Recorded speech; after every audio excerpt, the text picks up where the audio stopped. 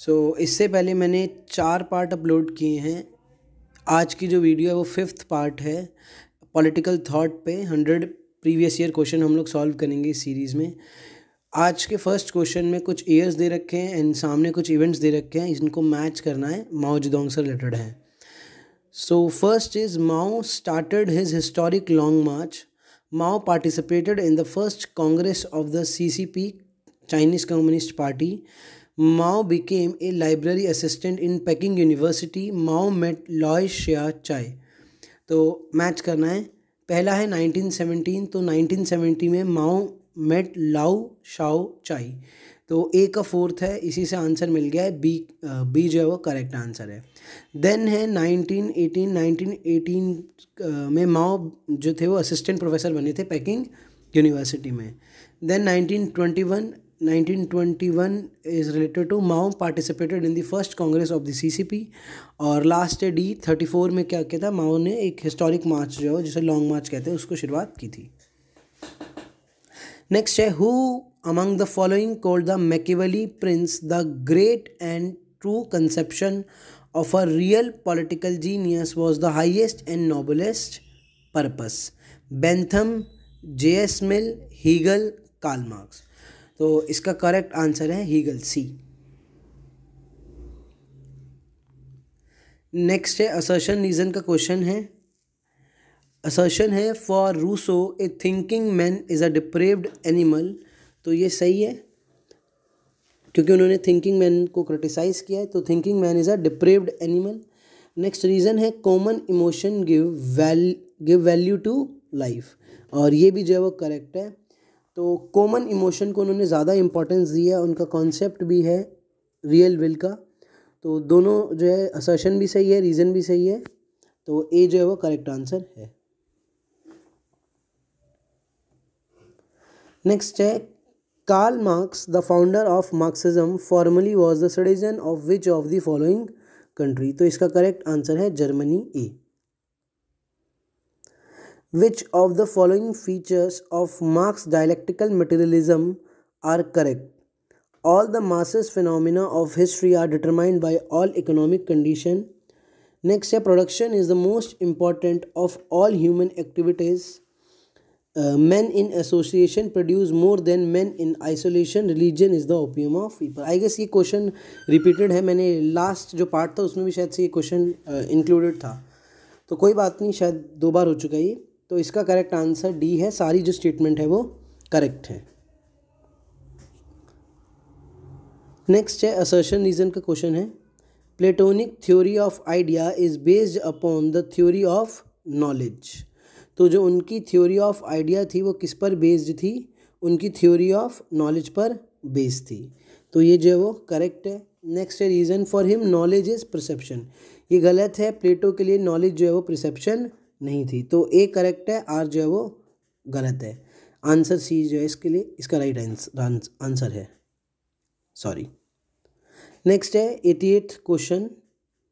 Who among the following said Aristotle's new general science of politics was not only empirical and descriptive but even in some respect independent of any ethical purpose, since a statement might need to be expert in governing even a bad state। तो ये Aristotle से related है ये statement कि जो Aristotle थे उनकी जो मेथड था स्टडी का वो सिर्फ एम्पेरिकल नहीं था। एम्पेरिकल मेथड वो होता है जिसको हम लोग एक्सपीरियंस के बेसिस पे या ऑब्जर्वेशन के बेसिस पे वेरीफाई कर सकते हैं, and descriptive but even in some respect. उन्होंने क्या बोला कि वो इंडिपेंडेंट था किसी भी एथिकल पर्पस से, क्योंकि एथिकल पर्पस से इंडिपेंडेंट इसीलिए था बिकॉज एरिस्टोटल की जो 6 टाइप की सिस्टम थे, रिजीम्स थी, उसमें कोई बैड स्टेट जो है बेसिकली उसको भी गवर्न करना पड़ सकता है किंग को। तो ये स्टेटमेंट किसने दी है? तो इसका आंसर है करेक्ट, बी, सेबाइन ने ये दी है स्टेटमेंट।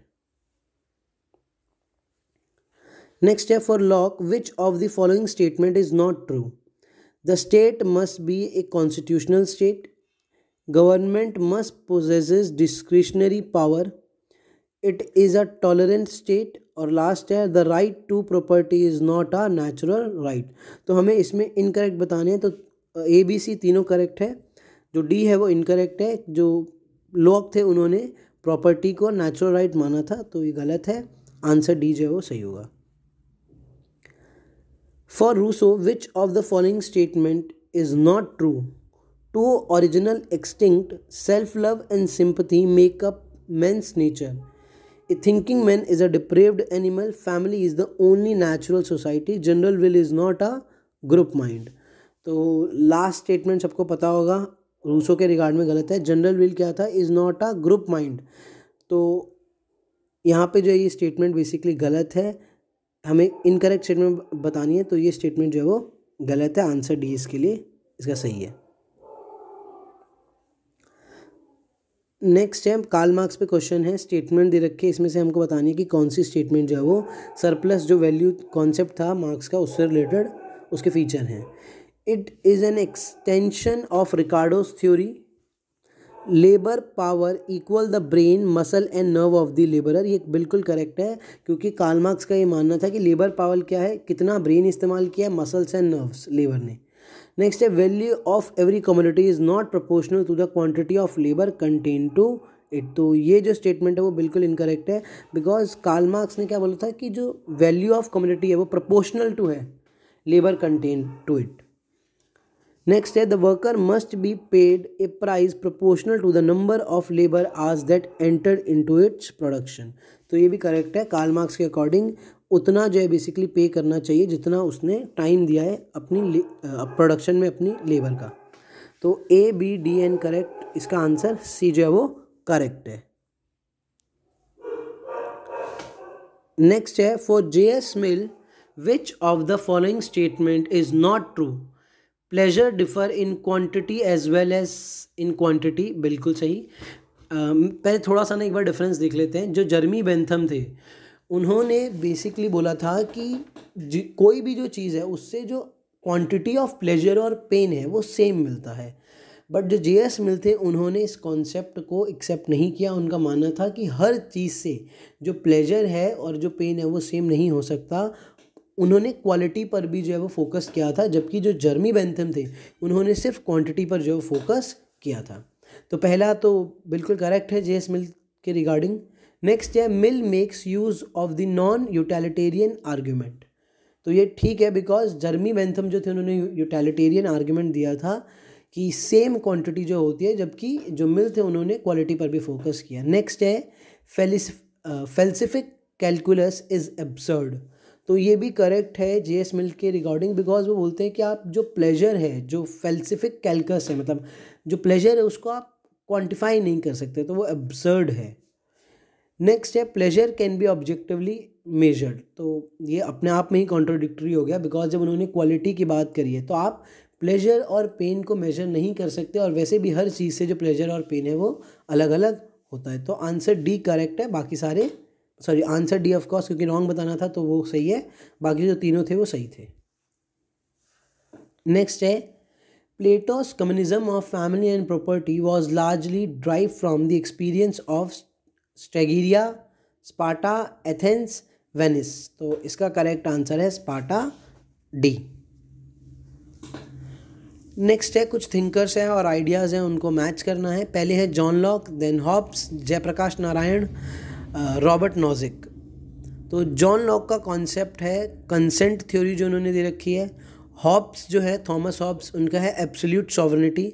जयप्रकाश नारायण का है पार्टीलेस डेमोक्रेसी, और लास्ट है रॉबर्ट नॉजिक, उनकी क्या है नियो लिबरलिज्म। तो ए का टू, तो दो तो एलिमिनेट हो गए, ए और सी। नेक्स्ट क्या है हॉब्स का एब्सोल्यूट सॉवरेनिटी। तो पहला ही आंसर करेक्ट है, ए का 2, बी का 4, सी का 1, डी का 3। Who among the following is regarded as the father of comparative politics? Plato, Aristotle, Lucian Pie, Gabriel Almond। तो इसका करेक्ट आंसर है एरिस्टोटल। उन्होंने 153 कॉन्स्टिट्यूशंस को जो है वो स्टडी किया था।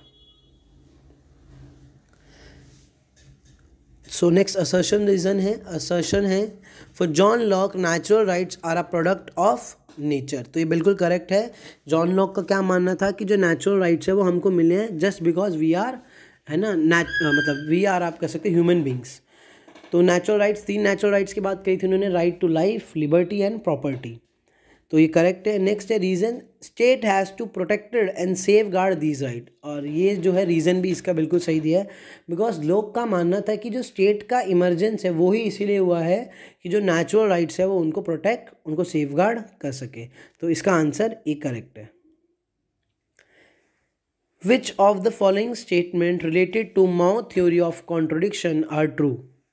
तो माओ की जो थ्योरी है कॉन्ट्रोडिक्शन, जिसमें वो कॉन्ट्रोडिक्शन, एंटोगनिज्म, नॉन एंटोगनिज्म में बताते हैं डिफरेंस।